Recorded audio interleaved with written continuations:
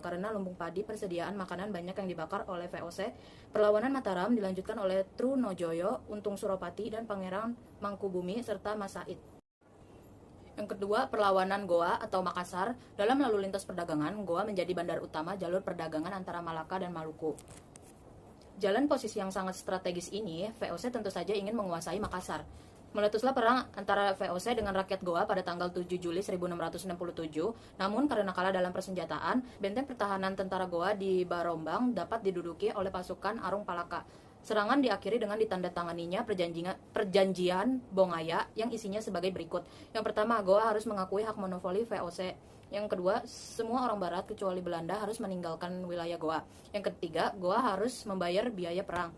Yang keempat, Makassar dibangun benteng VOC. Berkat kegigihan Sultan Hasanuddin melawan Belanda, maka Sultan Hasanuddin mendapat julukan ayam jantan dari timur.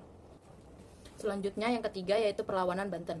VOC ingin memperoleh monopoli atas perdagangan lada di Banten, namun ditentang oleh Raja Banten yaitu Sultan Ageng Tirtayasa, sehingga pecah pertempuran pada tahun 1656 yang diakhiri dengan perdamaian pada tahun 1659. Untuk mengalahkan Banten, VOC menerapkan siasat adu domba atau divide et impera. VOC membantu putra Sultan Ageng Tirtayasa yang bernama Sultan Haji. VOC menawarkan bantuan kepada Sultan Haji dengan 4 syarat, yaitu yang pertama, Banten harus menyerahkan Cirebon pada VOC. Yang kedua, monopoli lada di Banten dipegang oleh VOC dan harus menyingkirkan Persia, India, dan Cina. Yang ketiga, Banten harus membayar 600.000 ringgit jika ingkar janji. Yang keempat, pasukan Banten yang menguasai daerah pantai dan pedalaman Priangan harus segera ditarik kembali. Perjanjian ini disetujui oleh Sultan Haji dan pada tahun 1681 VOC atas nama Sultan Haji merebut kekuasaan dari Sultan Ageng Tirtayasa. Dengan restu VOC, Sultan Haji dilantik menjadi Sultan Banten pada 1682 sampai 1687. Berikutnya yang keempat, perlawanan rakyat Riau Johor.